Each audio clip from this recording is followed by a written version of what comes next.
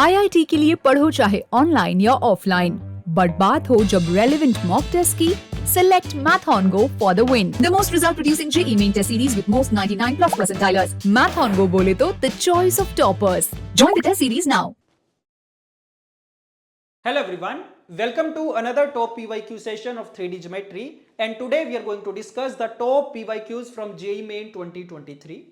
अब 2023 एक ऐसा ईयर था जिसमें 3D Geometry में सबसे ज्यादा क्वेश्चंस पूछे गए हैं as compare to any other year. So total 24 shifts में 71 क्वेश्चंस पूछे गए हैं. That means 3 questions per paper की एवरेज. इमेजिन कर पा रहे हो कि एक ही चैप्टर में से 3 क्वेश्चन पूछ लिए, मतलब 12 मार्क्स स्कोर कर सकते हैं from a single chapter only. Yes, हालांकि वो बात डिफरेंट है कि उस टाइम पे प्लेन वाला पोर्शन भी हमारे सिलेबस के अंदर था, तो मेजरली जो क्वेश्चन पूछे गए वो प्लेन वाले पोर्शन से पूछे गए हैं. राइट, तो आज हमने जो क्वेश्चन सिलेक्ट करे हैं वो प्लेन वाले में से नहीं सिलेक्ट करे, क्योंकि अब वो सिलेबस का पार्ट नहीं है, उस पर टाइम वेस्ट नहीं करेंगे बिल्कुल भी. और वैसे भी मैंने देखा है ऑलरेडी कि 2024 में कि सर प्लेन में से ना एक भी क्वेश्चन नहीं पूछा गया, सारे जो क्वेश्चन पूछे गए वो हमारे सिलेबस के अंदर से पूछे गए थे, तो हम तो उसी की प्रैक्टिस करेंगे. प्लेन का एक सिंगल क्वेश्चन भी नहीं लेना हमें. ठीक बात है. ओके, तो हमारे सिलेबस में जितने अच्छे क्वेश्चंस बन सकते थे, मैक्सिमम वैरायटी ऑफ क्वेश्चन बन सकते थे, सारे कंसेप्ट्स को कवर करते हुए क्वेश्चंस की सिलेक्शन करी है हमने. और अगर आपने 2024 वाला सेशन देखा हो तो आप नोटिस करोगे कि मोस्टली सिमिलर टाइप के क्वेश्चन देखने को मिलेंगे, क्योंकि मैंने आपको पहले ही बताया था कि ज्यादा कंसेप्ट तो है ही नहीं है इसमें. 4-5 कंसेप्ट है गिनती के, वही बार बार रिपीट होते रहते हैं हर साल. फुट ऑफ परपेंडिकुलर पूछ लेंगे तुमसे, इमेज पूछ लेंगे, परपेंडिकुलर डिस्टेंस पूछ लेंगे, दो लाइंस का पॉइंट ऑफ इंटरसेक्शन पूछ लेंगे, shortest distance between the lines पूछ लेंगे. यही 5-6 टॉपिक्स है, घूम फिर के बार बार यही कवर होते रहेंगे. बट फिर भी 2 या 3 क्वेश्चन आपको थोड़े डिफरेंट देखने को मिलेंगे, और उससे हमें कुछ एक्स्ट्रा, कुछ नई चीज सीखने को मिल सकती है.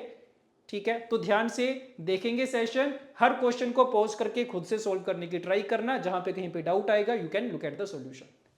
डन. ओके, तो स्टार्ट करा जाए. Fine, let us start with the question number 1. Her question को देखते ना, साथ में कंसेप्ट नोटिस करते जाना, कौन से कंसेप्ट पे पूछा गया है, ताकि तुम्हारे दिमाग में एक माइंड मैप बन जाए कि हाँ जी सर इतने से कंसेप्ट हैं इसमें, तो उसी में से क्वेश्चन पूछे जाते हैं बार बार. तो पहला कंसेप्ट देखो, पहला क्वेश्चन देखते हैं. If the lines this and this intersect, पता चल गया, आइडेंटिफाई हो गया, इंटरसेक्ट बोल दिया, तो point of intersection of two lines की बात कर रहे हैं कि भाई ये दो लाइंस इंटरसेक्ट कर रही हैं. Then the magnitude of the minimum value of 8 alpha beta, minimum value की बात आ गई. तो ये तो चलो मुझे पता ही है कि सर जब भी किसी चीज को मिनिमाइज या मैक्सिमाइज करना होता है ना, तो पहला काम क्या करते हैं, उसको सिंगल वेरिएबल में रिड्यूस कर लेते हैं, उसके बाद देख लेते हैं क्या करना है. कई बार स्क्वायर कंप्लीशन से हो जाता है, कई बार डिफरेंशिएट करके हो जाता है, कई बार AMGM से हो जाता है, तो बड़े तरीके हैं हमारे पास. यस, ठीक है, तो पहला काम तो क्या करना पड़ेगा, इंटरसेक्शन वाली कंडीशन लगा देते हैं. क्या आइडिया लग रहा है कि वहां से अल्फा बीटा में कुछ रिलेशन आना होगा, शायद अल्फा बीटा में अगर रिलेशन आएगा उसको यूज करके इसकी मिनिमम वैल्यू फाइंड कर पाएंगे. तो लेट अस स्टार्ट. कैसे यूज करेंगे इंटरसेक्शन वाली कंडीशन को? फिक्स तरीका है, स्टैंडर्ड तरीका है कि सर जब भी दो लाइंस इंटरसेक्ट करती है, मैं मान लेता हूं कि पॉइंट ऑफ इंटरसेक्शन P है, और क्योंकि P वाला पॉइंट इस लाइन के ऊपर लाई कर रहे, सो P के कोऑर्डिनेट्स में लिख लूंगा लैम्डा की टर्म्स में, तो इसको मान लेते हैं इज इक्वल टू लैम्डा. और क्योंकि P वाला पॉइंट सेकंड लाइन के ऊपर भी लाई कर रहा है, तो इसको अगर मैं इक्वल टू म्यू मान लूं, सो P के कोऑर्डिनेट्स म्यू की टर्म्स में भी लिखे जा सकते हैं. तो यहां से लैम्डा की टर्म्स में लिखूंगा मैं, यहां से म्यू की टर्म्स में, दोनों को आपस में इक्वेट कर देंगे, बात बन जाएगी. यस, इतना सा काम करना होता है. तो लिख दो लैम्डा की टर्म्स में क्या कोऑर्डिनेट्स आएंगे, कैलकुलेशन चेक करते जाना. और देखो एक छोटी सी चीज क्या कि सर एक काम करते हैं, जब भी लाइन की इक्वेशन गिवन होती है ना, उसको पहले सिमेट्रिक फॉर्म में कन्वर्ट कर लेते होते हैं. तो इसको अगर मैं थोड़ा सा चेंज करके लिखूं ना, ऊपर नीचे माइनस से मल्टीप्लाई कर दिया, तो ये चीज बनेगी. यस, तो क्या आएगा लैम्डा की टर्म्स में, 3 लैम्डा प्लस 2 हो जाएगा ये. और z कोऑर्डिनेट कितना, alpha lambda plus 3. Similarly second वाली इक्वेशन से चेक करो क्या आएगा म्यू की टर्म्स में, सो 5 mu plus 4, 2 mu plus 1 and this. तो सेम ही पॉइंट है दोनों के दोनों, इनको आपस में इक्वेट कर देते हैं, लैम्डा और म्यू में इक्वेशंस आ जाएंगी, बात बन जानी चाहिए. सो first equation, then second equation and third equation is this. कर दो सॉल्व. क्या करें, पहली दो इक्वेशन को सॉल्व करके लैम्डा और म्यू की वैल्यू आ जानी चाहिए. So let us complete this. ये एक इक्वेशन आ गई है। दूसरी equation is 2 mu minus 3 lambda is equal to 1। So जैसे आपको अच्छा लगे वैसे कर दो। मैं तो क्या कर रहा हूं, यहां से लैम्डा की वैल्यू फाइंड कर लेता हूं म्यू की टर्म्स में और इसको यहां पे पुट कर देता हूं। Yes, so this will be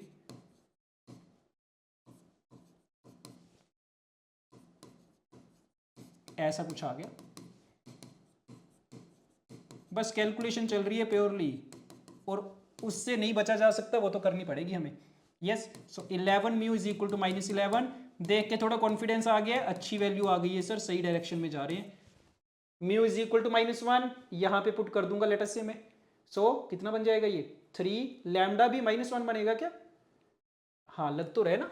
yes, mu is equal to -1 यहां से भी चेक करके देख लो तो तसल्ली के लिए। तो ठीक है, लैम्डा इज इक्वल टू -1 बन गया। लैम्डा इज -1, म्यू इज -1 और ये वाली लैम्डा म्यू की वैल्यूज इसको भी सेटिस्फाई करेंगी। यस, तो पुट कर देते हैं इसमें, क्या बन जाएगा ये? So this will become minus lambda minus alpha, sorry lambda की वैल्यू पुट कर रहे हैं और ये बन गया माइनस बीटा। ये मेरे पास कुछ रिलेशन आ गया, alpha minus beta is equal to 3। ठीक है, जो चीज हम एक्सपेक्ट कर रहे थे वही हो गई, अल्फा बीटा में रिलेशन आ गया। अब आगे का काम मुझे आता है, क्या करेंगे सर, इसकी हेल्प से ना इसको सिंगल वेरिएबल में रिड्यूस कर लेते हैं। तो इसको अगर मैं कुछ नाम दे दूं, y मान लेते हैं इसको। सो y इज 8 अल्फा बीटा। एक काम कर रहा हूं मैं, बीटा की वैल्यू पुट कर रहा हूं, कितनी? अल्फा -3 हो जाएगा सर, बड़ा ज्यादा इजी बन गया। क्या करना है मुझे? इसको मिनिमम करना है y को। बता दो कैसे करेंगे, क्या आइडिया लग रहा है? एक तो एओडी वाला तरीका तो सर मेरे पास है ही है कि मैं क्या करूंगा ना, डिफरेंशिएट करके इक्वल टू 0 कर दूंगा। एक तो ये तरीका हो गया, अल्फा की वैल्यू आ जाएगी। दूसरा तरीका क्या कि क्वाड्रेटिक बन रहा है ये तो, और मुझे पता है कि जो क्वाड्रेटिक बनेगा, जो ग्राफ बनेगा इसका, वो अपवर्ड पैराबोला बनेगा और इसके कोऑर्डिनेट्स क्या होते हैं? -b/2a and -d/4a। So I know कि इसकी जो मिनिमम वैल्यू होगी वो -d/4a के बराबर होगी। तो अगर मैं चाहूं तो डायरेक्टली फॉर्मूला लगा सकता हूं। बट एक चीज हमेशा याद रखना, जब भी तुम ये डायरेक्टली फॉर्मूला लगाओ ना, एक बार चेक कर लिया करो कि भाई अल्फा पे कोई रिस्ट्रिक्शन तो नहीं है ना। क्या -∞ से +∞ ट्रेवल कर सकता है अल्फा की वैल्यू? चेक करो, कोई रिस्ट्रिक्शन है क्या क्वेश्चन में? नहीं, कोई रिस्ट्रिक्शन नहीं है। Alpha is any real number, तो सही बात है सर, लगा सकते हैं। तो मैं तो फॉर्मूला लगा सकता हूं डायरेक्टली। यस, मिनिमम वैल्यू ये होगी, और कब होगी? At alpha is equal to -b/2a। अगर कोई रिस्ट्रिक्शन होती फिर क्या करते हैं? फिर कंप्लीटिंग द स्क्वायर से कर देते हैं। तो ये भी मेरे पास एक ऑप्शन है। बट अगर रिस्ट्रिक्शन है ही नहीं है, मैं तो हमेशा फॉर्मूला प्रेफर करूंगा। तो यहां से सोल्व कर रहा हूं मैं, चेक करो। अल्फा इक्वल टू -b/2a का मतलब कितना आ जाएगा? -b की वैल्यू कितनी? 3 × 8 और a की value is this. So alpha equal to 3/2 पे y की वैल्यू मिनिमम होगी। पुट कर दो, देखो कितना आ रहा है। सो 8 × 3/2 × -3/2, ये चीज बनी। सो -18, this is the minimum value, right? क्या पूछा गया था मेरे से? मैग्नीट्यूड पूछा गया था, तो मैग्नीट्यूड कितना आ गया? 18 आ गया। सो 18 should be the final answer. हो गया सोल्व, राइट? ठीक है, आंसर आ चुका है मेरा, दिस वुड बी 18। अच्छा, एक चीज बताना मुझे, ये तो सोल्व कर दिया हमने डायरेक्टली फॉर्मूला लगा के, यस, क्वाड्रेटिक के लिए।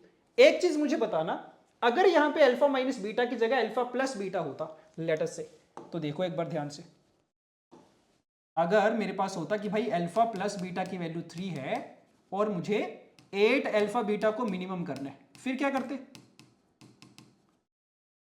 क्या उस केस में एम जीएम का यूज कर सकता था मैं? सोच के बताओ, M greater than equal to GM का यूज कर सकते थे क्या? क्योंकि मुझे पता है कि सर जब मैं एम लगाऊंगा तो उसमें अल्फा प्लस बीटा आ जाएगा, और जब जीएम लगाएंगे उसमें अल्फा इंटू बीटा आ जाएगा। So can I use this condition अगर यहां पे अल्फा प्लस बीटा होता?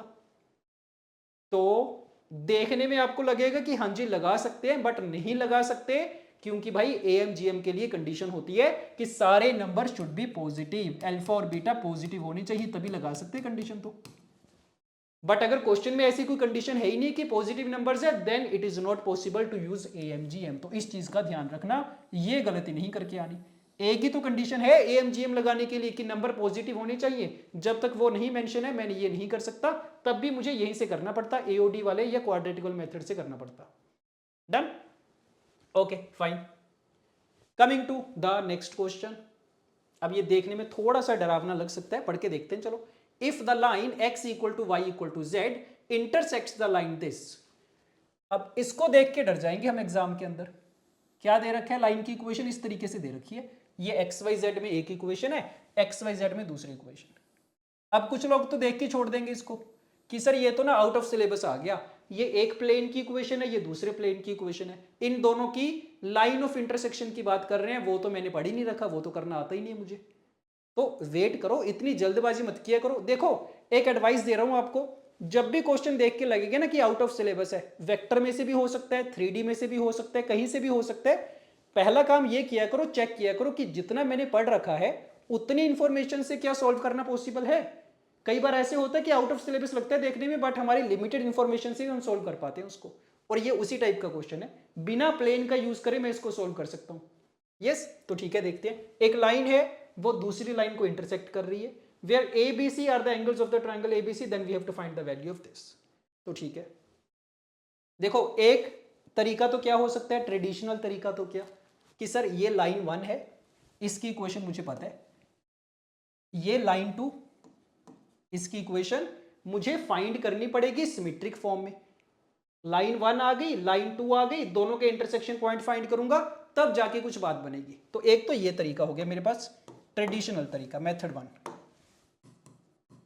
कि भाई L1 है, फाइंड L2 इन सिमेट्रिक फॉर्म, उसके बाद इंटरसेक्शन पॉइंट वाली कंडीशन लगाई जाएगी। बट मुझे पता है कि इसकी सिमेट्रिक फॉर्म तो मुझे फाइंड करनी आती नहीं है अभी, तो मैं थोड़ा सा दिमाग लगाऊंगा। दिमाग क्या लगाएंगे, इंटरसेक्शन के लिए क्या करते हैं हम लोग, यही करते हैं ना कि भाई इसके ऊपर जो पॉइंट होगा वो इसके ऊपर भी लाई करेगा। तो मान लेते हैं कि भाई P पॉइंट ऑफ इंटरसेक्शन है, और क्योंकि वो लाइन 1 के ऊपर लाई कर रहा है तो इसके कोऑर्डिनेट्स तो मुझे पता है, मैं लैम्डा की टर्म्स में लिख सकता हूं। सो P के कोऑर्डिनेट्स मैंने मान लिए lambda comma lambda comma lambda. अब क्योंकि ये वाला पॉइंट इस लाइन के ऊपर भी लाई करेगा, तो एक काम करते हैं, सिंपली इन इक्वेशन में सेटिस्फाई करवा देते हैं। अगर लाइन 2 को सेटिस्फाई कर रहा है तो इसको भी सेटिस्फाई करेगा, इसको भी सेटिस्फाई, दोनों में सेटिस्फाई करवा देता हूं मैं, कौन सी बड़ी बात है उसमें। देख पा रहे हो ना, तो मैं अवॉइड कर रहा हूं कि मुझे L2 की प्रॉपर इक्वेशन फाइंड करनी पड़े, अगर उसके बिना ही काम चल रहा है तो बढ़िया बात है फिर तो मेरे लिए। सो इसमें भी पुट कर दो, वहां से देखेंगे अगर कुछ बात बन जाए तो। ये चीज आ गई है, तो नोटिस कर पा रहे होगे कि सर लग तो रहा है कि बात बन गई है। इसको मैं दूसरी साइड पे शिफ्ट करके लिख रहा हूं, दिस इज 18, दिस इज 9। क्या करें, इस पूरे में से लैम्डा कॉमन आ जाएगा, इस पूरे में से लैम्डा कॉमन आ जाएगा, दोनों को मैं डिवाइड कर देता हूं। चलो लैम्डा का काम तो खत्म हो जाएगा, कम से कम सिर्फ ट्रिग्नोमेट्री वाली टर्म्स बचेंगी, उनको सिंप्लीफाई करने की ट्राई कर लूंगा फिर मैं।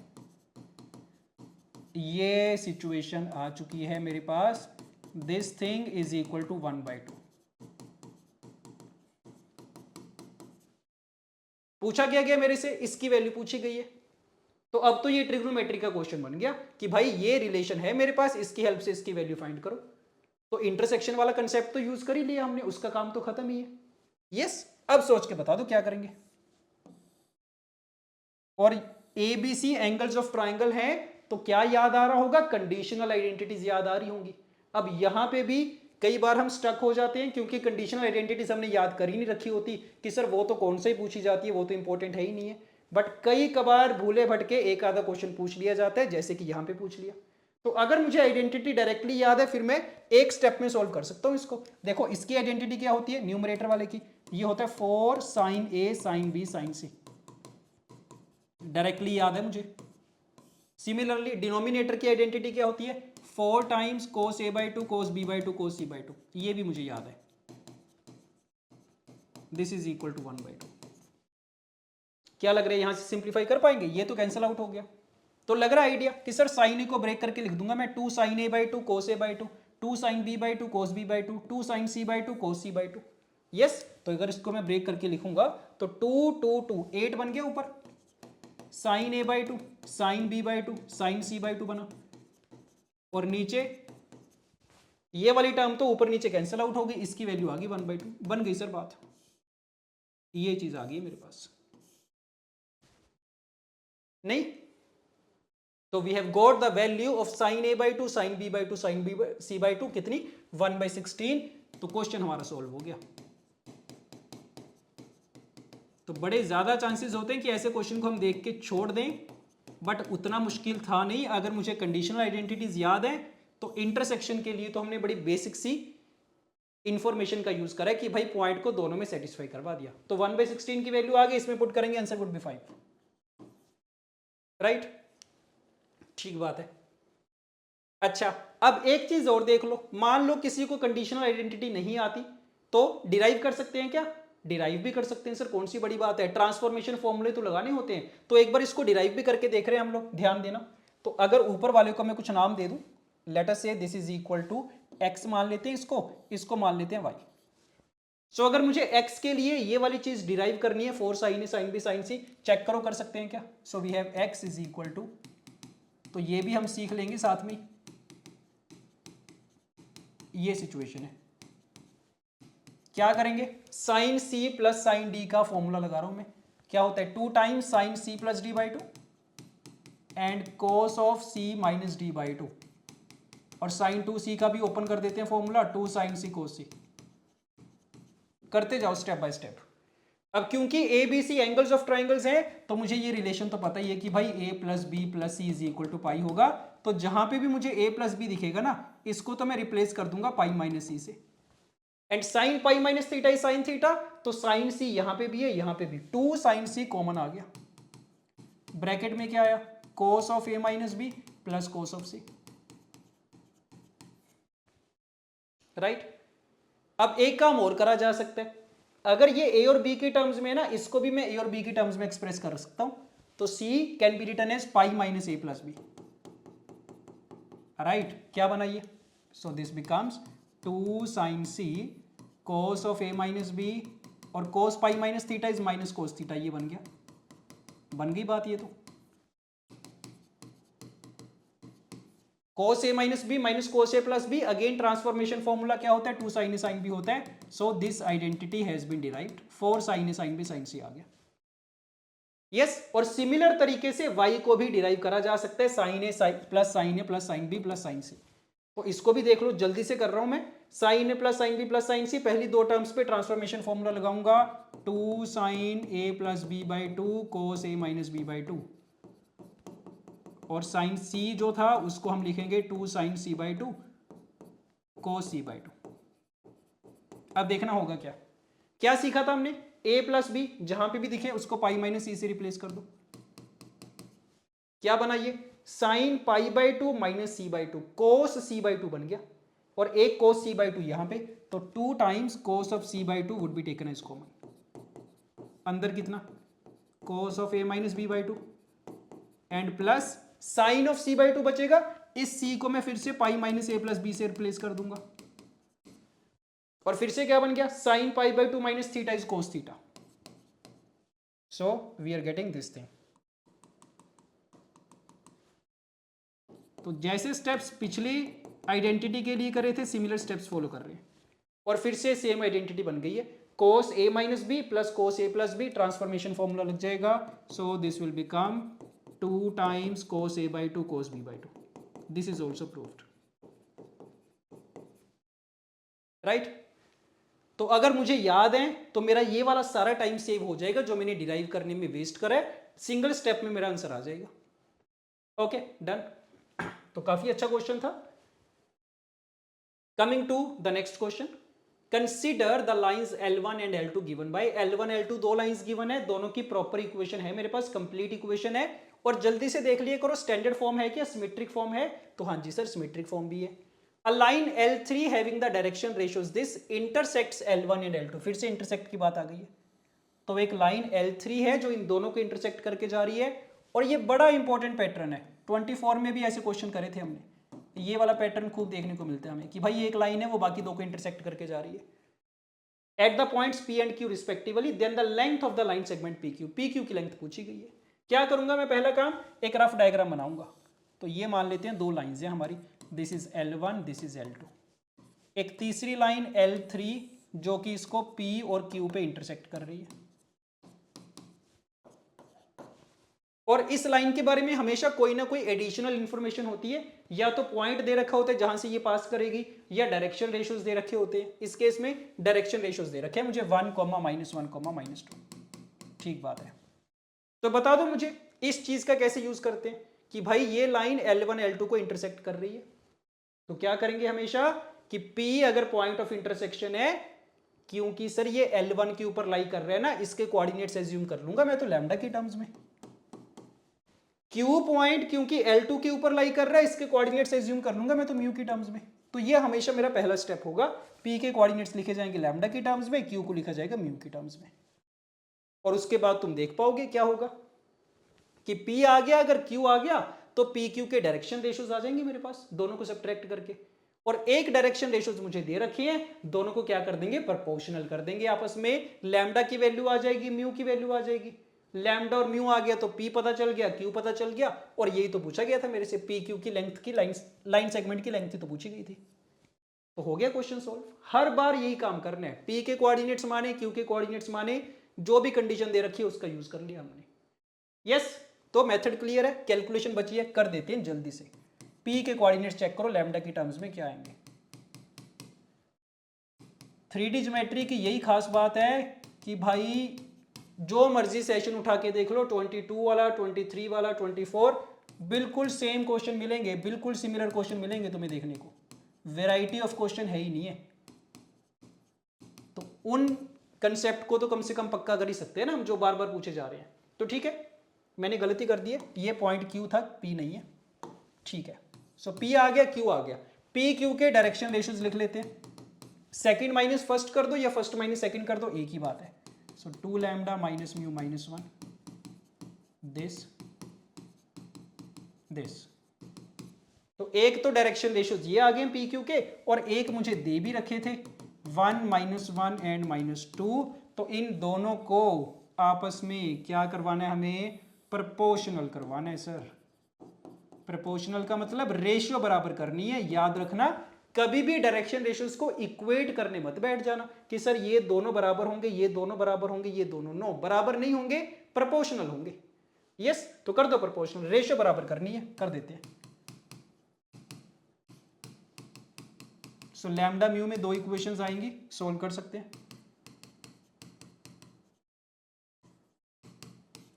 कर दो।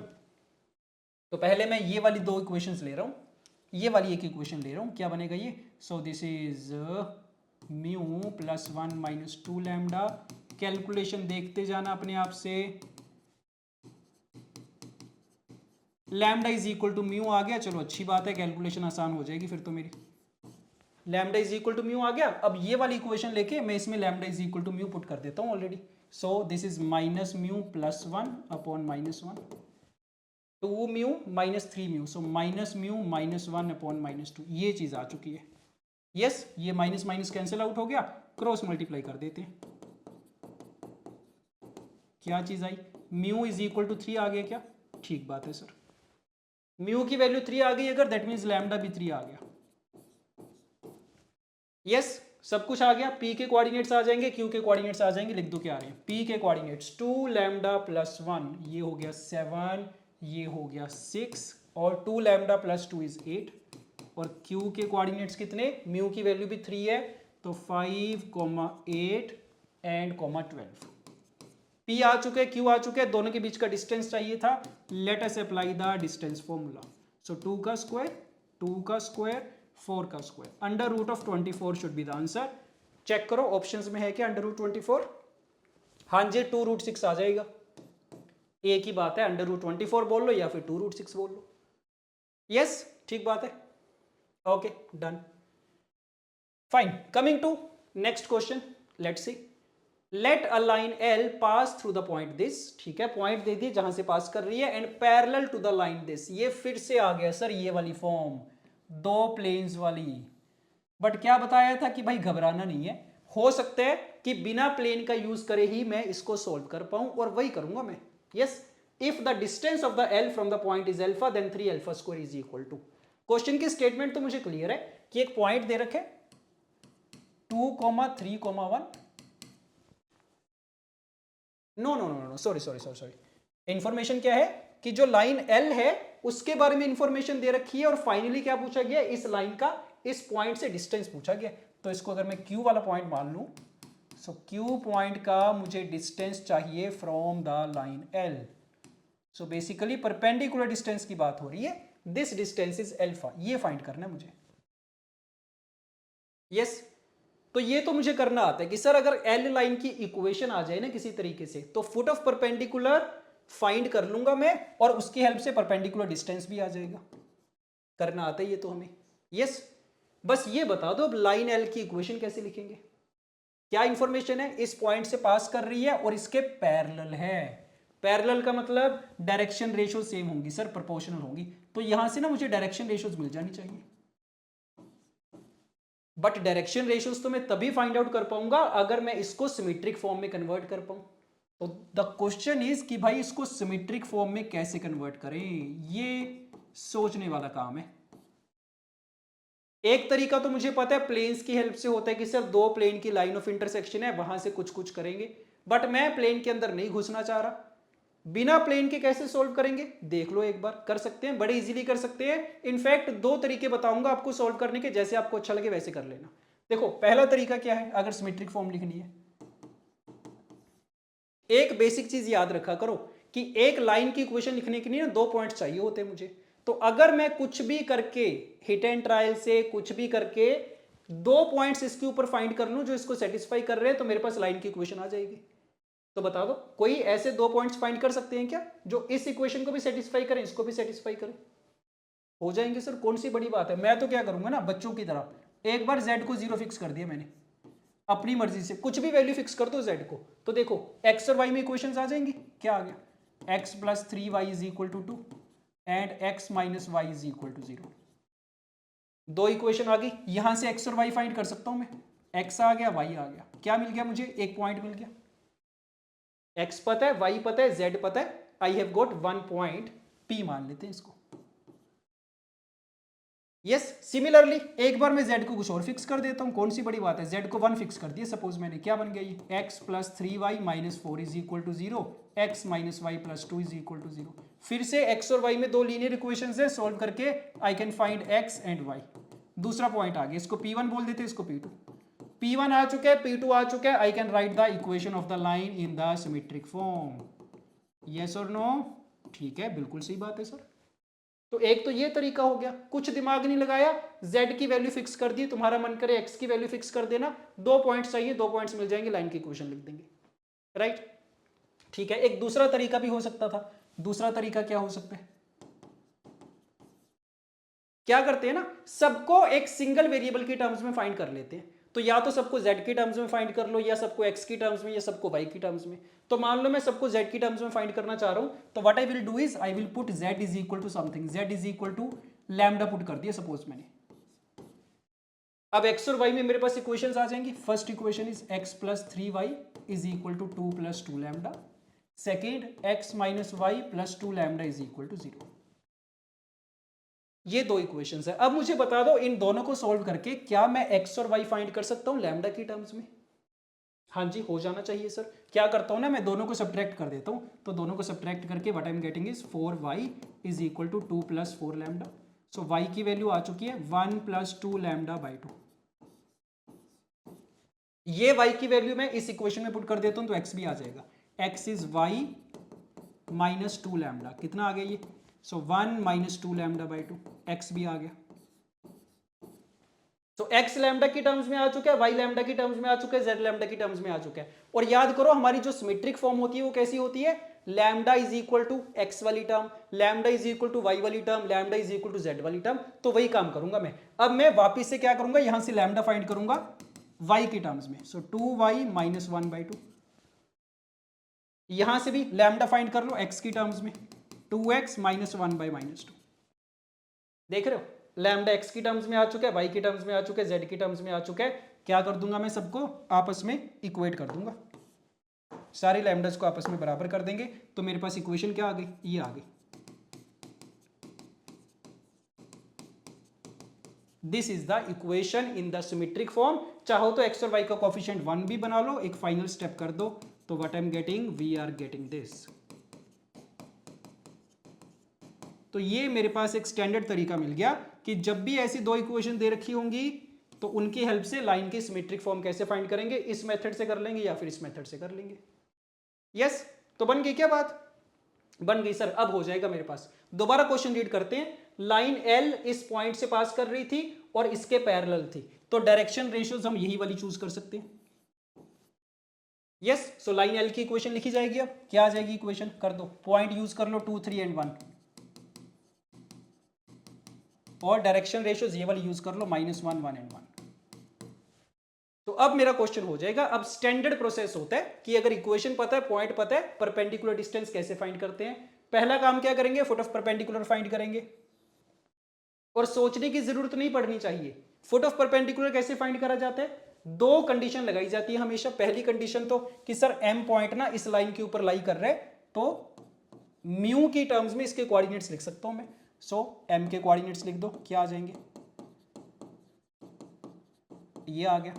एक कंडीशन लग गई है कि लाइन के ऊपर लाई कर रहे हैं। दूसरी कंडीशन क्या कि सर दोनों चीजें परपेंडिकुलर हैं, तो परपेंडिकुलरिटी की कंडीशन लगा देंगे, वहां से म्यू की वैल्यू आ जाएगी, काम हो जाएगा हमारा।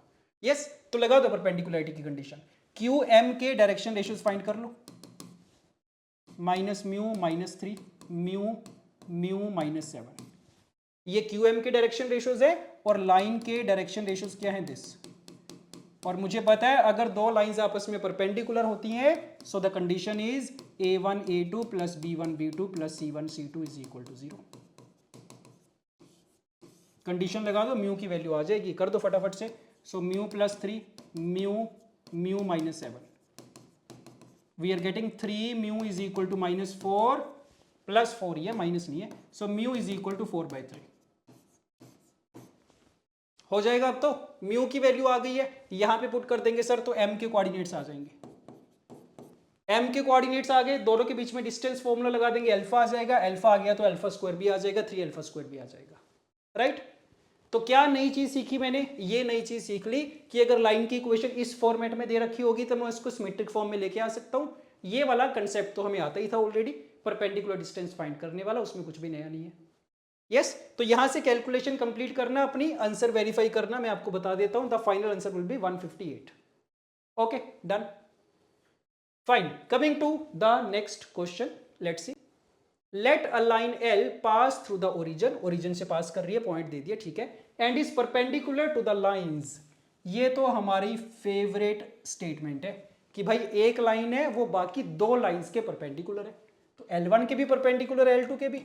मुझे पता है क्या करना होता है ऐसी सिचुएशन में कि सर अगर इन दोनों के परपेंडिकुलर है ना, तो L1 का जो डायरेक्शन वेक्टर होगा, L2 का जो डायरेक्शन वेक्टर होगा, उसका क्रॉस प्रोडक्ट कर देंगे, उसके पैरेलल होगी हमारी लाइन। तो मतलब इन दोनों का क्रॉस प्रोडक्ट करके मेरे पास डायरेक्शन रेशियोज आ जाएंगी। डायरेक्शन रेशियोज आ गई, पॉइंट मेरे पास ऑलरेडी है ये, तो लाइन की इक्वेशन लिख पाऊंगा मैं, तो ठीक है। दैट मींस L लाइन की इक्वेशन तो आ जाएगी मेरे पास। आगे देखते हैं। If P is the point of intersection of L and L1, point of intersection भी फाइंड करना आता है हमें, and Q is the foot of perpendicular from P on L2, ये भी हमें फाइंड करना आता है, तो अल्फा बीटा गामा पूछा गया। अब यही प्रॉब्लम है 3D वाले क्वेश्चंस के साथ कि जबरदस्ती ना तीन कंसेप्ट घुसा के एक ही क्वेश्चन बना दिए उसको।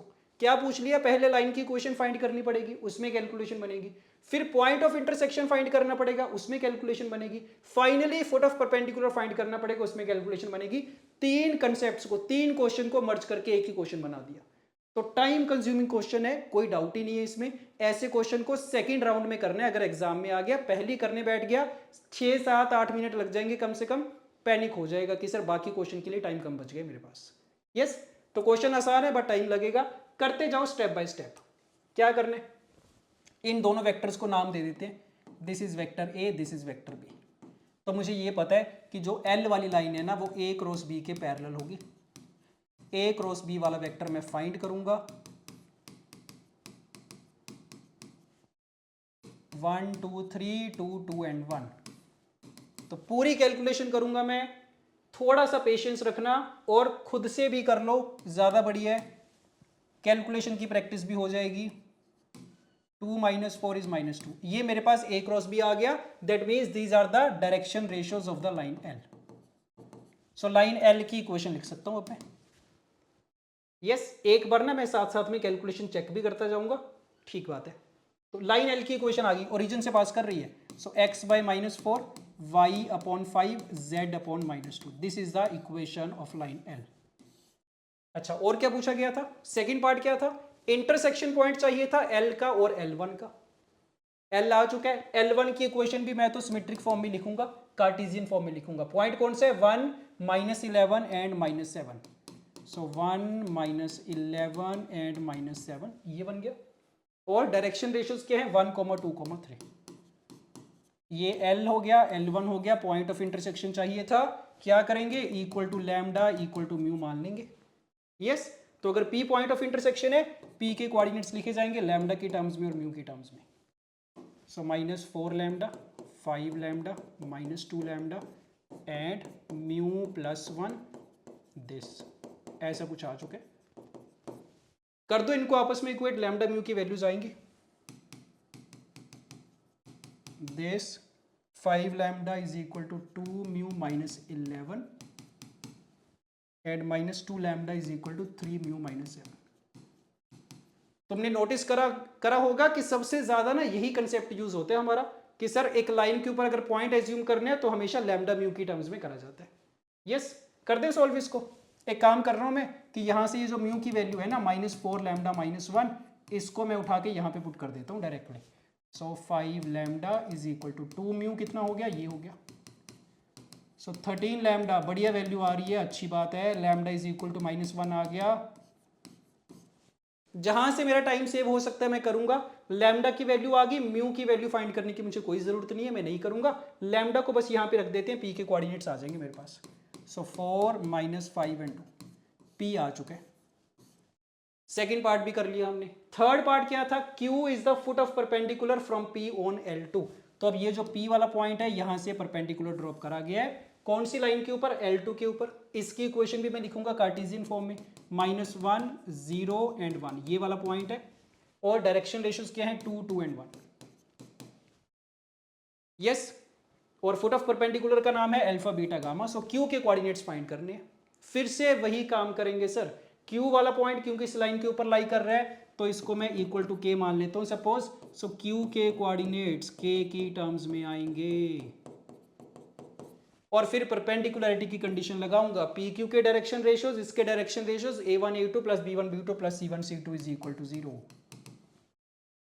तो मेरी तो बड़ी अच्छी प्रैक्टिस हो रही है 3D की, बार बार वही काम कर रहा हूं मैं तो बैठ के। Yes, so 2K + 5 and finally K -1। These are the direction ratios of PQ। और लाइन के डायरेक्शन रेशियोज क्या है? 2, 2 and 1। Let us apply the condition A1 A2 B1 B2 C1 C2 is equal to 0।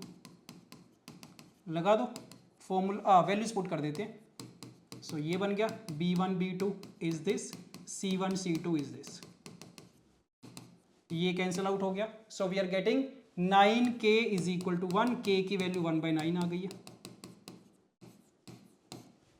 Right, पूछा गया था alpha plus beta plus gamma. ठीक है, Q के कोऑर्डिनेट से पूछे गए थे, यहां पे पुट कर देता हूं मैं K की वैल्यू। तो Q के कोऑर्डिनेट्स क्या आ गए हैं? 2/9 -1,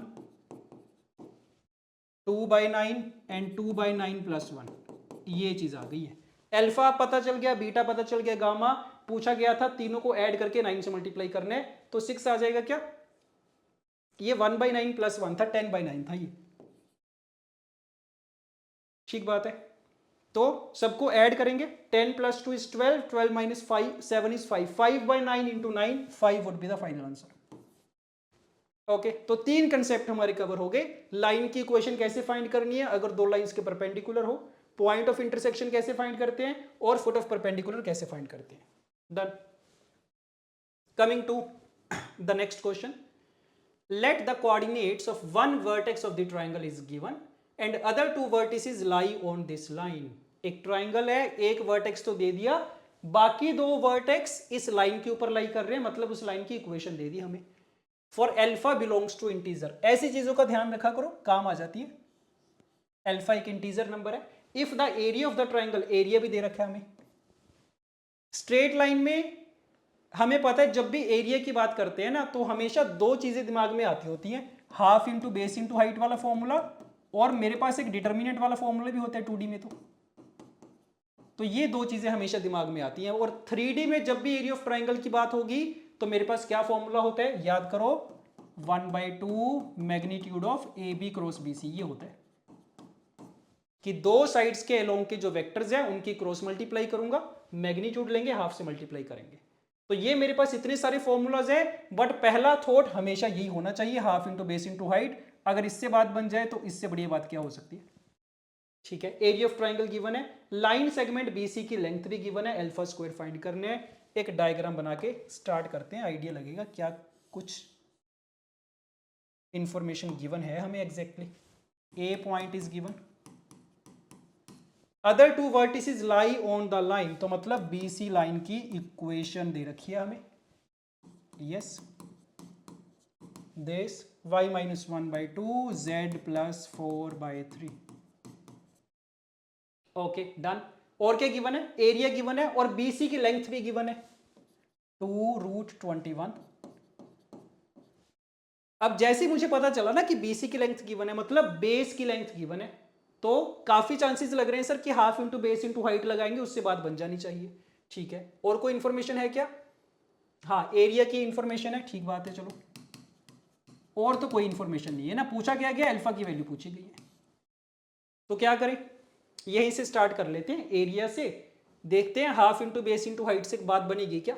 सो एरिया का formula is 1/2 into B C into height. Height कौन सी होगी, ये वाली होनी चाहिए। आइडिया लगना स्टार्ट हो गया सर कि ये वाली हाइट तो मुझे फाइंड करनी आती है, पॉइंट पता है, लाइन की इक्वेशन पता है, we know how to find the perpendicular distance. क्या करना होता है, एम के कोऑर्डिनेट्स फाइंड करूंगा मैं, दोनों के बीच में डिस्टेंस फॉर्मूला लगा देंगे, परपेंडिकुलर डिस्टेंस आ जाएगा, हाइट आ जाएगी। तो सही बात है, सही डायरेक्शन में जा रहे हैं, हो जाना चाहिए। So half into this into height is equal to 21। ये कैंसिल आउट हो गया, एच की वैल्यू आ गई √21।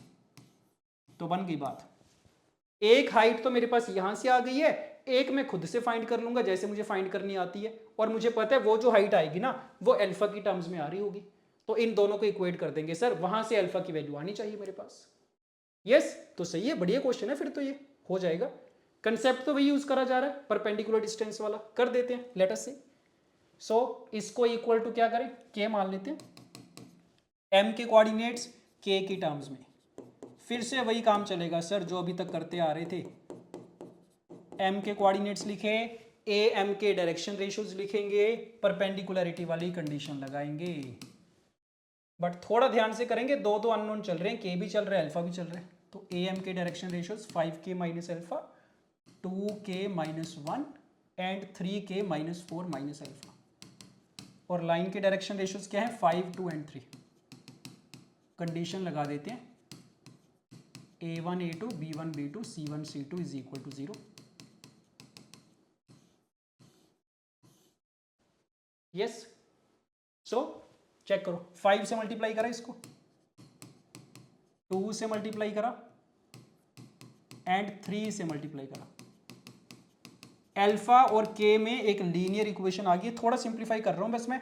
सो 25 + 9 इज 34, 34 + 4 इज 38, 38 के -5 alpha -3 alpha that is -8 alpha, constant term is -14 is equal to 0। 2 से डिवाइड भी कर देते हैं, ऐसा कुछ आ गया मेरे पास।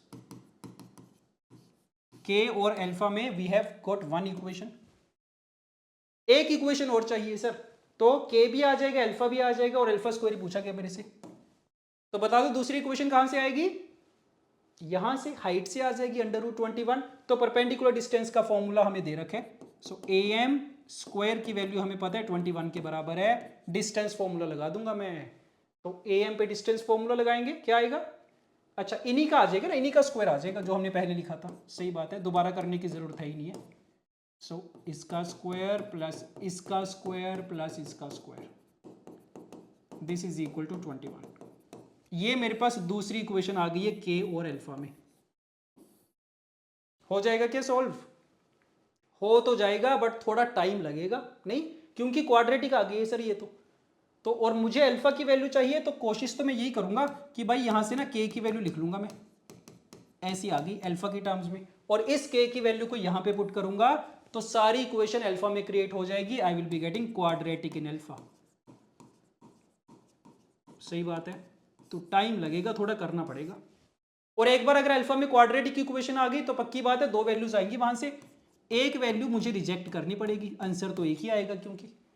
तो क्या लग रहा है किस बेसिस पे रिजेक्ट कर पाएंगे अल्फा की वैल्यूज जो आएंगी, अल्फा 1 अल्फा 2? है कोई कंडीशन ऐसी? जब भी ऐसी सिचुएशन आती है हमेशा क्वेश्चन पे नजर मारा करो, कोई ऐसी कंडीशन है क्या जिसके बेसिस पे रिजेक्ट कर पाए।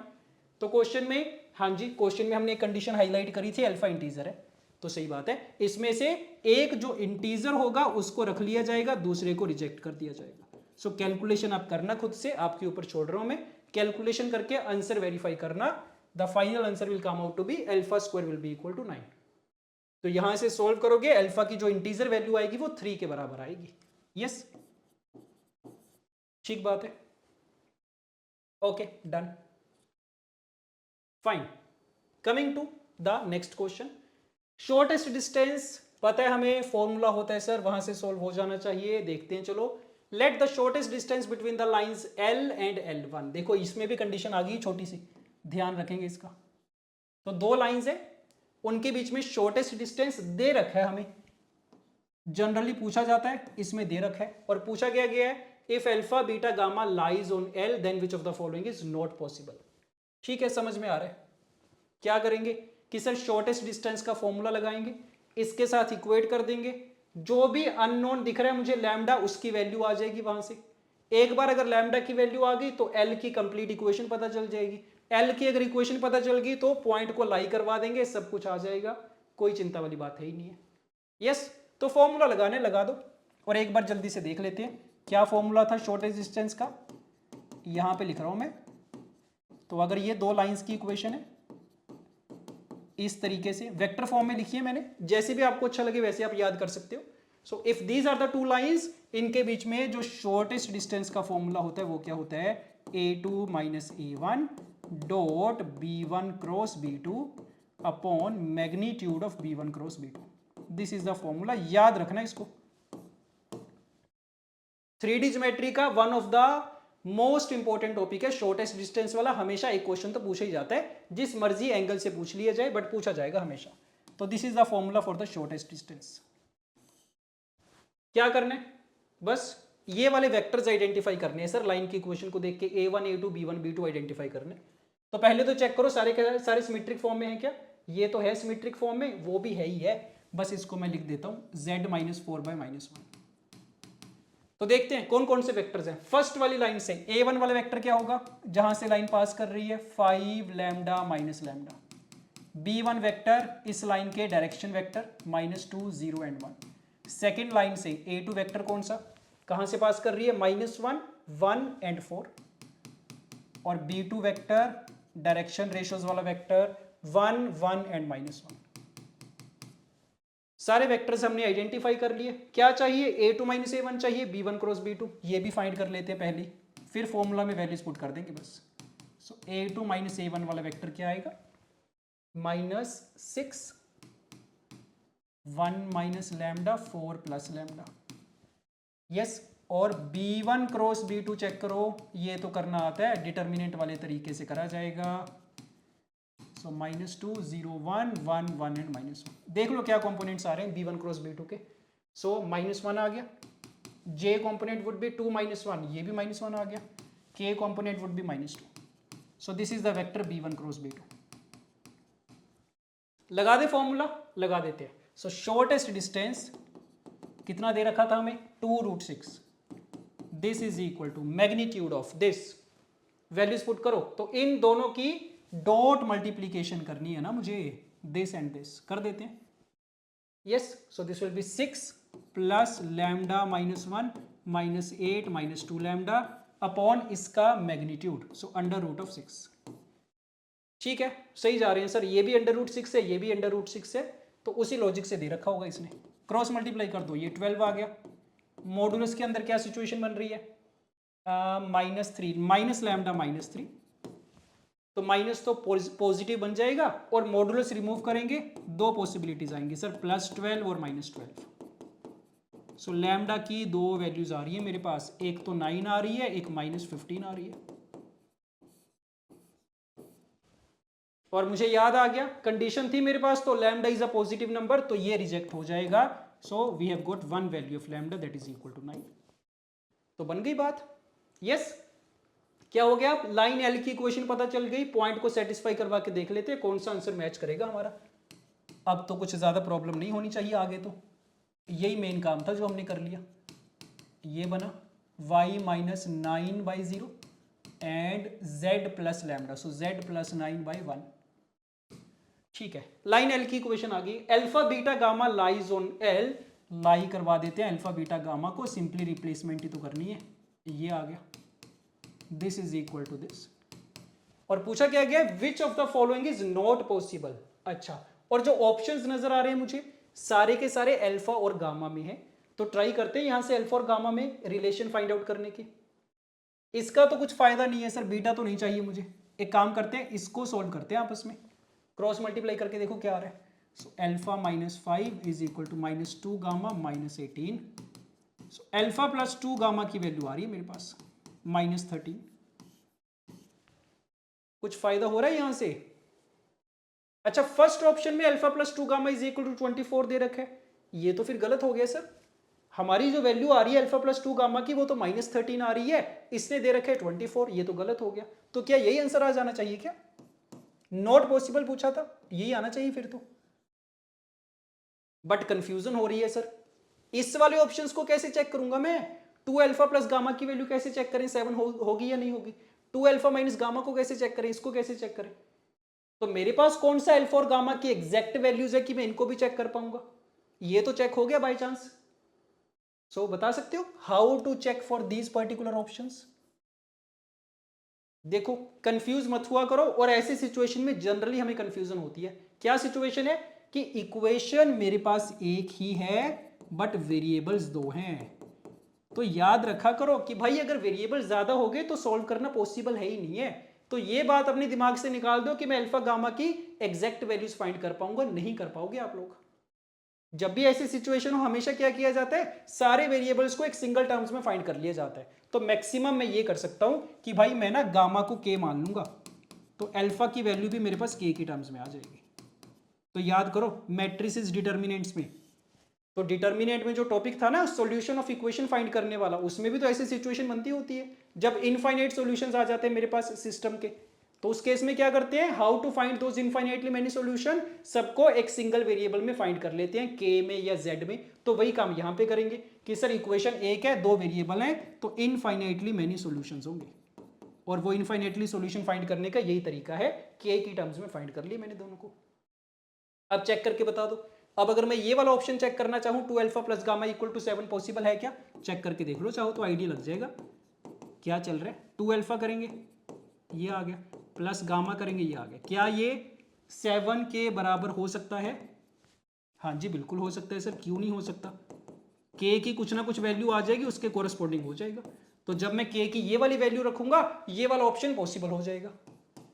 सिमिलरली यहां से सॉल्व करेंगे, के की कुछ डिफरेंट वैल्यू आ जाएगी, मतलब ये भी पॉसिबल है। ये रखेंगे, के की कुछ डिफरेंट वैल्यू आ जाएगी, मतलब ये भी पॉसिबल है। बट फर्स्ट वाला कभी नहीं बन पाएगा, क्योंकि तुम के को जो मर्जी रख लो, अल्फा प्लस 2 गामा तो हमेशा -13 आएगा। तो that is the logic. Yes, तो अच्छी बात है, शॉर्टेस्ट डिस्टेंस वाला कंसेप्ट हमारा कवर हो गया, और ये भी एक बड़ी इंटरेस्टिंग चीज, बड़ा इंपॉर्टेंट कंसेप्ट कवर हो गया, जिसमें जनरली हम कंफ्यूज हो जाते हैं। Okay fine, perfect, done. Coming to the next question, ये भी मजेदार क्वेश्चन है। इसको भी कई बार देख के डर जाते हैं हम पहले कि सर रेक्टेंगुलर पैरेललोपाइड आ गया, क्या हो गया ये। कोई नहीं, डरना नहीं है, पहले पढ़ के देखते हैं। One vertex of a rectangular parallelopiped is at the origin O, ठीक है, and the length of the edges along x y एंड z axis are this and this respectively. P वाला वर्टेक्स दे दिया, then the shortest distance between the diagonal OP and an edge parallel to Z axis not passing through O or P is। तो एक चीज तो पक्की है कि कंसेप्ट तो शॉर्टेस्ट डिस्टेंस वाले की बात हो रही है, और शॉर्टेस्ट डिस्टेंस आ गया तो फॉर्मूला का यूज होगा, कोई डाउट ही नहीं उसमें। बट पहले क्या करना पड़ेगा सर, इनकी ना इक्वेशंस फाइंड करनी पड़ेंगी, ओपी वाले डायगोनल की, और ये जिसकी बात कर रहे हैं ना edge parallel to Z axis.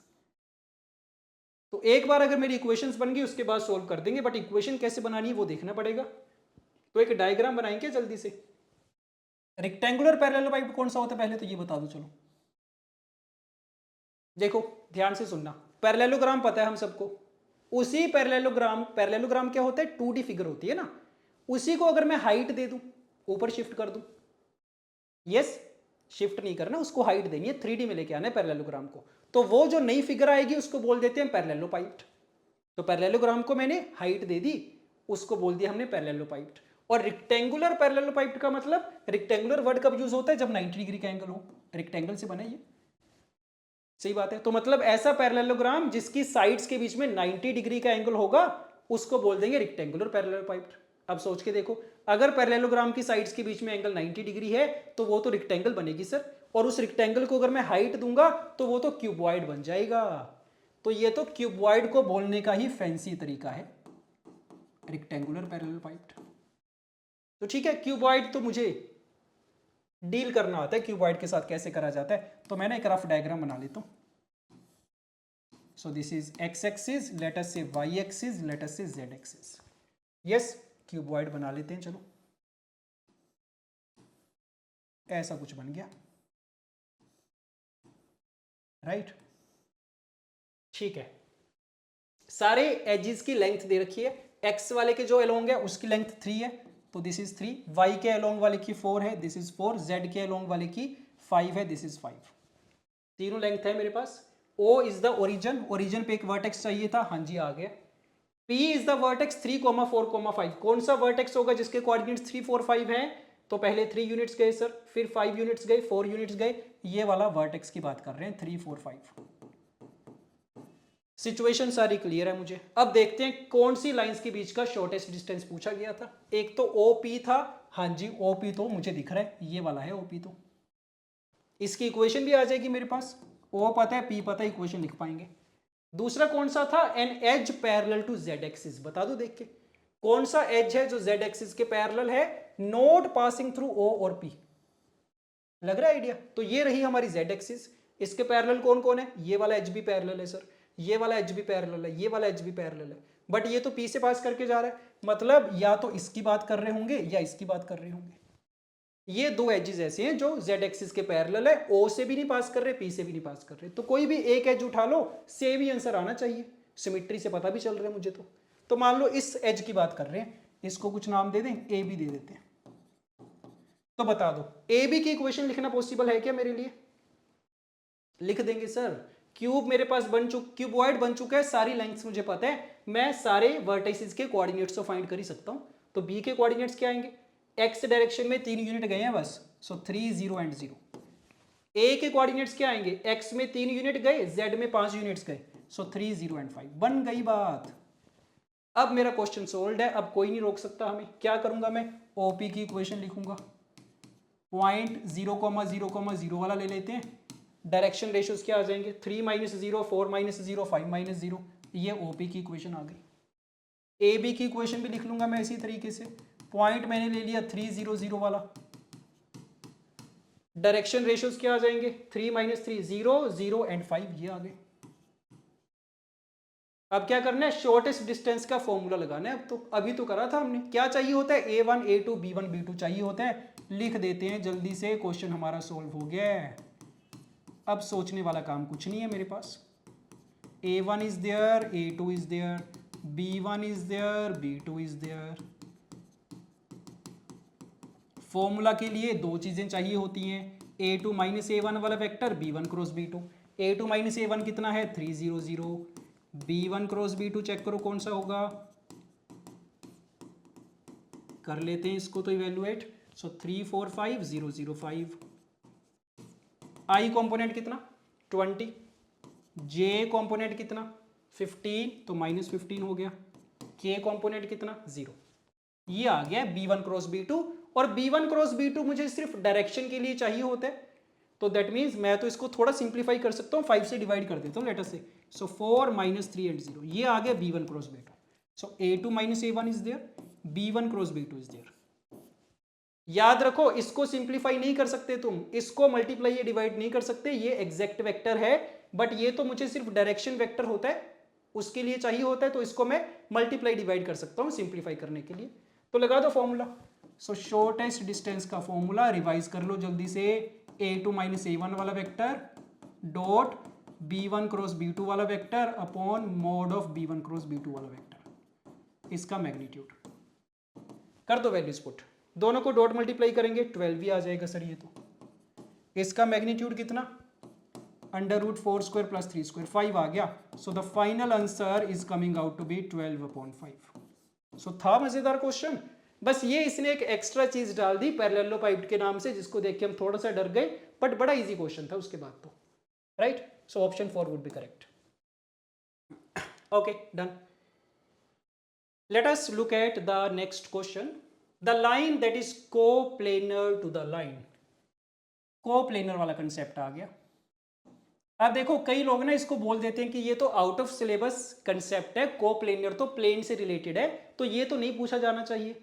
और हो भी सकता है 2024 में एक भी क्वेश्चन नहीं पूछा गया, बट मैं पर्सनली मानता हूं कि भाई ये आउट ऑफ सिलेबस कंसेप्ट नहीं है, क्योंकि इसमें मुझे प्लेन की अगर बिल्कुल जानकारी नहीं भी है ना, प्लेन की इक्वेशन नहीं आती, कुछ भी नहीं आता, तब भी मैं इसको सॉल्व कर सकता हूं by using the already existing formula, this one only, shortest distance वाला जो फॉर्मूला है, इसी की हेल्प से मैं उस क्वेश्चन को सॉल्व कर सकता हूं। तो मैं तो यही मान के चलता हूं कि भाई उसका क्वेश्चन पूछा जा सकता है, और दैट इज वाई इस क्वेश्चन की प्रैक्टिस कर रहे हैं हम लोग। यस ठीक बात है। तो देखना ध्यान से, समझ लो दो लाइंस अगर कोप्लेनर है उसकी कंडीशन क्या होगी। तो हमें देखना है कि इस लाइन के साथ कौन सी लाइन कोप्लेनर है। सो कंडीशन क्या होगी, so if L1 and L2 are coplanar, एक सिंपल सी कंडीशन याद रखूंगा, उतना मेरे लिए काफी है। कंडीशन इज क्या कि भाई A2 minus A1 dot B1 cross B2 should be equal to 0, that's it, ये कंडीशन है बस। देखा देखा लग रहा है सर ये वाला एक्सप्रेशन, तो बिल्कुल सही बात है। A2 minus A1 dot B1 cross B2 कहां देखा था हमने, यहां पे देखा था शॉर्टेस्ट डिस्टेंस वाले फॉर्मूला में। तो इसी का न्यूमरेटर वाला पार्ट उठाया गया, ऐसे याद रखूंगा मैं, इसको 0 करा गया। यस तो ये कंडीशन होगी कोप्लेनर के लिए। क्या लॉजिक है इसके पीछे वो भी सुन लो एक बार जल्दी से। देखो लॉजिक क्या है ना, कि अगर लाइंस कोप्लेनर है तो दो ही पॉसिबिलिटीज होती हैं कि भाई या तो वो इंटरसेक्टिंग लाइंस होंगी या वो पैरेलल होंगी। तो सोच के देखो, अगर लाइंस इंटरसेक्टिंग हुई तो मुझे पता है उसके बीच का शॉर्टेस्ट डिस्टेंस क्या हो जाएगा, 0 हो जाएगा। और अगर मैं शॉर्टेस्ट डिस्टेंस इक्वल टू 0 करूंगा फ्रॉम दिस फॉर्मूला, तो यही तो मिलेगा कि भाई अगर ये पूरा 0 के बराबर है मतलब न्यूमरेटर 0 हो जाएगा। तो ये बात तो प्रूव हो गई है कि अगर लाइंस इंटरसेक्टिंग है तो इसकी वैल्यू 0 होगी। सही बात है। अच्छा अगर लाइंस पैरेलल हुई आपस में, फिर तो मुझे पता है कि अगर लाइंस पैरेलल है ना सर, तो ओरिजिनल लाइंस कौन सी होती है हमारी, यहां से देखते हैं, ये लाइंस थी ओरिजिनली। तो अगर दोनों लाइंस पैरेलल हो गई तो इनके जो डायरेक्शन वेक्टर्स होंगे ना B1 और B2, ये भी तो पैरेलल होंगे। और अगर दो वेक्टर्स पैरेलल हैं उनका क्रॉस प्रोडक्ट क्या हो जाता है, 0 हो जाता है। तो पैरेलल के केस में B1 क्रॉस B2 वैसे 0 हो जाएगा। This will be a 0 vector only. Yes तो दोनों कंडीशन के अंदर ही ये चीज तो आपको अल्टीमेटली 0 के बराबर ही मिलेगी। So this is the single condition for the lines to be coplanar, इसको मैं याद रखूंगा। ठीक बात है। बस अब तो मेरा क्वेश्चन हो जाएगा, और तो कुछ है ही नहीं है इसमें। The line that is coplanar to the line, एक लाइन गिवन है, दूसरी लाइन ऑप्शंस के अंदर गिवन है, चेक करना है कौन सी ऐसी लाइन है जो इस कंडीशन को सेटिस्फाई करेगी। राइट तो क्या करोगे, सबको चेक करके देखना पड़ेगा sir, option by option, first second third fourth, और कोई तरीका नहीं है। तो चेक द ऑप्शंस, कौन सी कंडीशन सेटिस्फाई होनी चाहिए जो हमें गिवन है, A2 minus A1 dot B1 cross B2 is equal to 0, ये 0 करना है हमें। अब देखो अगर एग्जाम में क्वेश्चन आता है ना, तो ये बात तो पक्की हो गई कि मुझे ऑप्शंस को तो चेक करना ही है, बट मैं कभी भी ना 1 2 3 4 इस ऑर्डर में ऑप्शन को नहीं चेक करूंगा। थोड़ा सा लॉजिक लगाएंगे, थोड़ा सा दिमाग लगाएंगे, ऑप्शंस को देखने की ट्राई करो, कुछ सिमिलैरिटी नजर आ रही है क्या, सोच के देखो।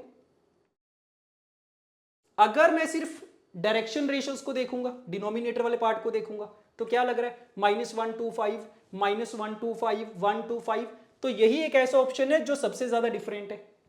और मेरा आज तक का एक्सपीरियंस तो यही कहता है, आप लोगों का भी, आपने इतने क्वेश्चन सॉल्व करे हैं, हमारा एक्सपीरियंस जनरली क्या होता है ना कि सर जो चीज सब में कॉमन चल रही होती है ना, 2 ऑप्शन में या 3 ऑप्शन में, काफी चांसेस होते हैं कि उन्हीं में से कोई आंसर होगा। जो बिल्कुल रैंडम सा दे रखा होता है वो तो नहीं होता जनरली।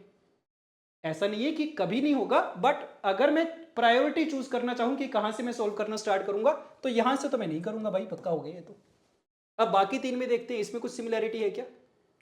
इन दोनों में सिमिलैरिटी है सर, +1 -2 -5, ये दोनों इसमें सेम है, बट -1 to 5 वाला पार्ट इसमें सेम है। तो ये तीनों इक्वल प्रायोरिटी पे आएंगे मेरे लिए, क्योंकि इन दोनों में डायरेक्शन रेशियो सिमिलर है, इन दोनों में पॉइंट सिमिलर है। यस, तो अब कोई भी ऑप्शन चेक कर लो। तो let us check for the option B. अब तो वही क्लैरिकल काम बचा है, कैलकुलेशन वाला काम बचा है, और तो कुछ है ही नहीं है। तो चेक करो, हमारी जो गिवन लाइन है इसका a1 b1 मुझे पता है already. So a1 vector is -3 1 and 5 and b1 vector is -3 1 and 5। Same ही है क्या दोनों? हाँ ठीक है, सही बात है, सेम ही है सर। डन। तो बी वाले ऑप्शन के लिए चेक करो, a2 वेक्टर क्या आएगा मेरा, ये आएगा, और b2 वेक्टर -1 to 5। यस, तो बड़ी अजीब सी सिचुएशन चल रही है, ये दोनों भी सेम है, ये दोनों भी सेम है, कुछ फायदा होगा इससे? चेक करते हैं। a2 - a1 वाला वेक्टर क्या आएगा मेरा, so this is 2 1 and 0। b1 cross b2 check करते हैं क्या आएगा, so b1 is this, b2 is this. 5 - 10 -5, j का -15, ये 10 आ गया, और k का कितना आएगा, -6 +1 -5। और क्योंकि ये डायरेक्शन वेक्टर होता है, -5 से डिवाइड करवा देता हूं मैं, ये चीज आ गई, ये आ गया b1 क्रॉस b2। तो चेक करो दोनों का डॉट मल्टीप्लीकेशन 0 आ रहा है क्या। So what is the value of a2 - a1 dot b1 cross b2,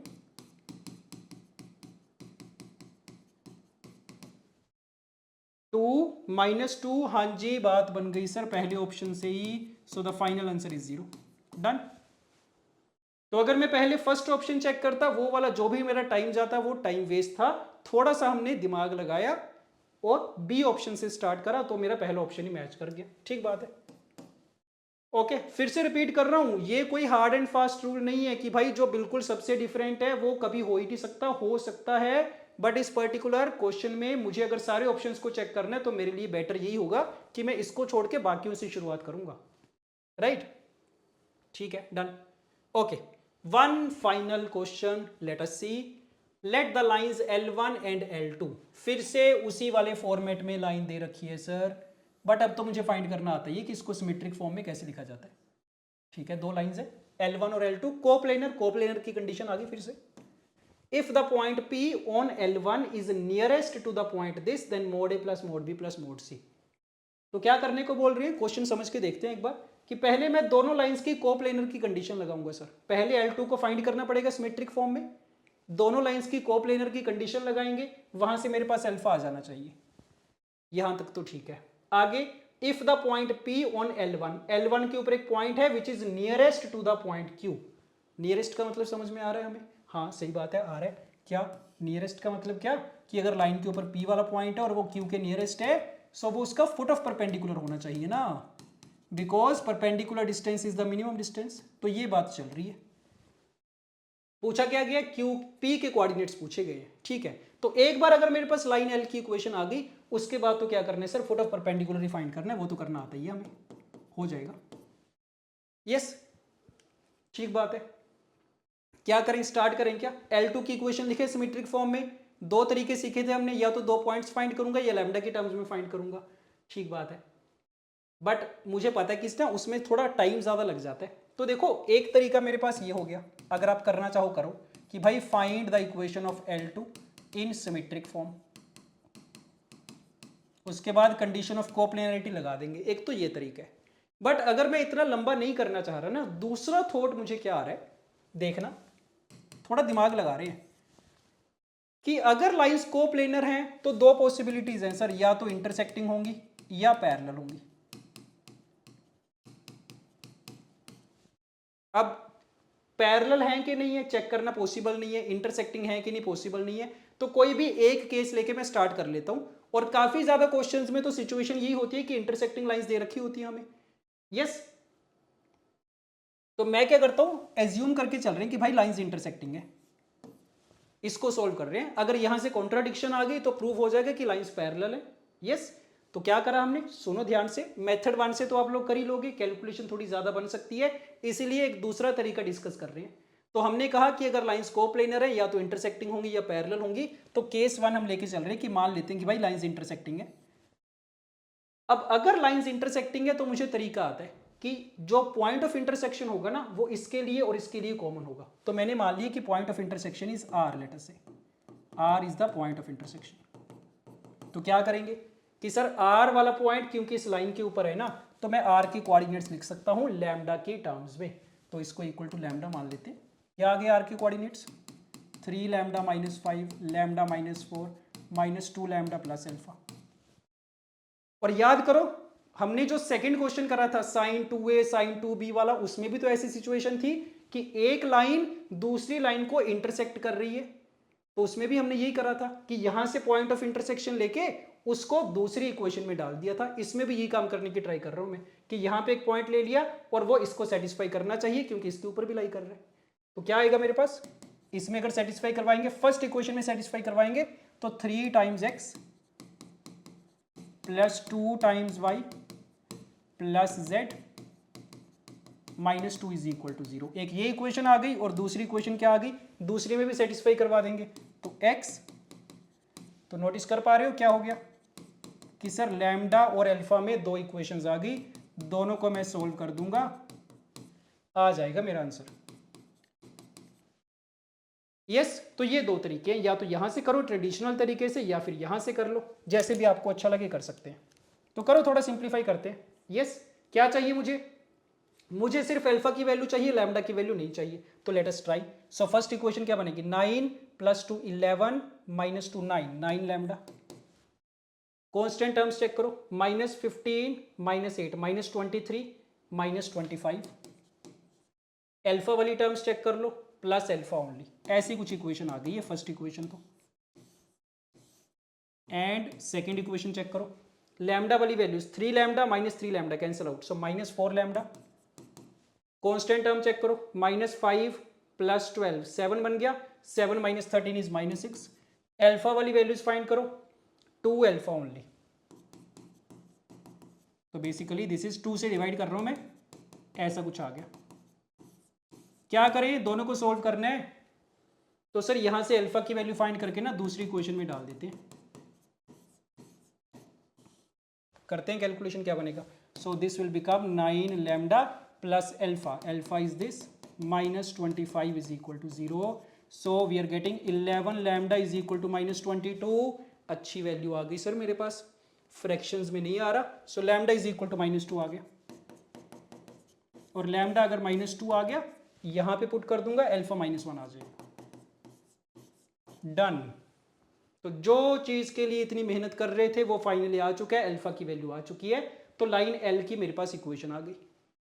yes, और लाइन एल की अगर इक्वेशन आ गई, अब देखो मुझे दूसरा केस चेक करने की नहीं जरूरत है ना। पॉइंट ऑफ इंटरसेक्शन मेरे पास आ चुका है, पॉइंट ऑफ इंटरसेक्शन के कोऑर्डिनेट्स ये थे, तो ये अगर आ गया मेरे पास, दैट मींस पैरेलल के लिए चेक करने की जरूरत है ही नहीं मुझे, राइट। तो ठीक बात है, क्या करें अब, क्या चाहिए था मुझे, पॉइंट पी के कोऑर्डिनेट्स चाहिए थे फाइनली। तो ठीक है, आ जाएगा सर। अब ना लाइन एल की इक्वेशन है मेरे पास, x plus 5/3 this is equal to y plus 4/1 this is equal to z minus alpha, so z plus 1 upon minus 2 कर देंगे। अब तो p के कोऑर्डिनेट्स लिखे जाएंगे इक्वल टू म्यू मान के कर लो चाहो तो। सो p के कोऑर्डिनेट्स क्या आ जाएंगे,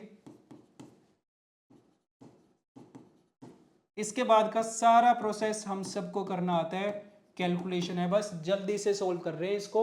p आ चुका है, p q के डायरेक्शन रेशियोज लिखेंगे। सो 3 mu minus 1 mu minus 1 minus 2 mu minus 3। Line के डायरेक्शन रेशियोज भी पता है हमें, a1 a2 plus b1 b2 plus c1 c2 equal to 0। कर दो मल्टीप्लाई, ये बना एंड ये बना। फिर से कोई अच्छी वैल्यू आ जाए तो ज्यादा बढ़िया है। 14 mu plus 4 is equal to 0। ज्यादा अच्छी वैल्यू तो नहीं आ रही सर, कोई नहीं, चलो देखते हैं। -2/7 आ गया, यस, और p के कोऑर्डिनेट्स 3 म्यू माइनस 5, तो लग रहा है शायद गड़बड़ हो गई है कुछ, नहीं? चलो चेक करके देखते हैं, कोई बात नहीं, क्योंकि अगर म्यू की वैल्यू फ्रैक्शंस में आ रही है तो प्रॉब्लम क्या आएगी ना कि सर फिर तो p के जो कोऑर्डिनेट्स आएंगे वो भी फ्रैक्शंस में आएंगे, तो mode a plus mode b plus mode c लग नहीं रहा कि कोई ज़्यादा बढ़िया वैल्यू आ पाएगी।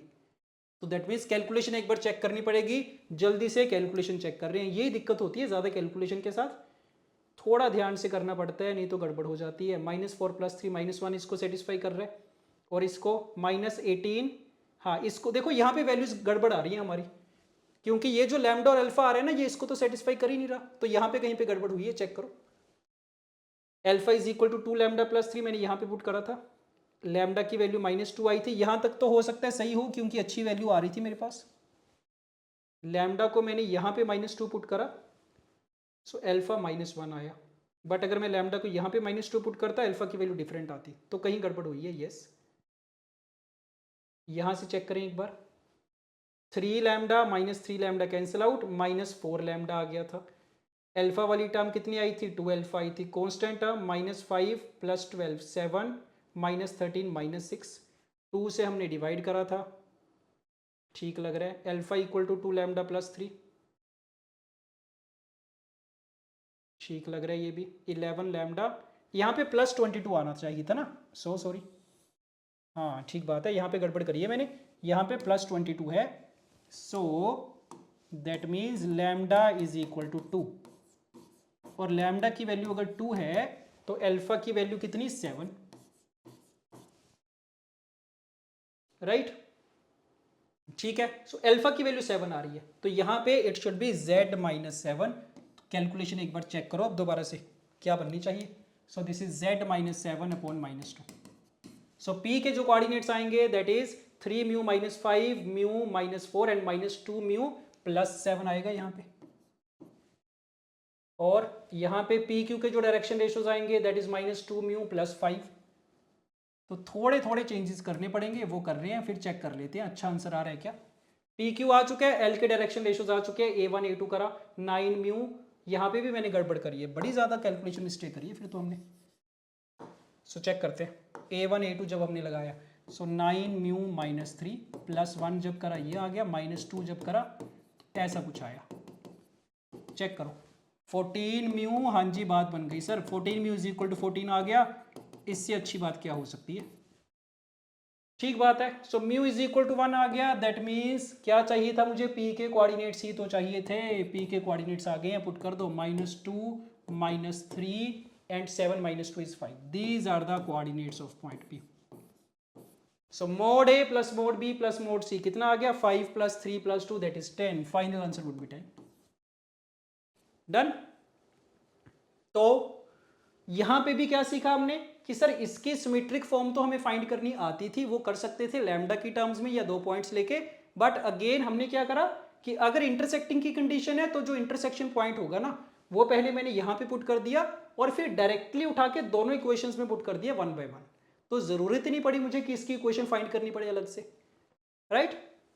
तो होपफुली कुछ नई चीजें आपको सीखने को मिली होंगी, but most of the question में तो वही स्टैंडर्ड कंसेप्ट चल रहे थे, वो भी हमारे होपफुली रिवाइज हो गए होंगे। यस, ठीक बात है, ओके। सो इसके अलावा if you want to practice the topic wise previous year questions from any chapter, you can go to the Marks app, वहां पे आपको chapter wise previous year question मिल जाएंगे topic wise, yes, and you can practice from there. Okay, so this is it for now, see you in the next session, okay, bye bye, thank you.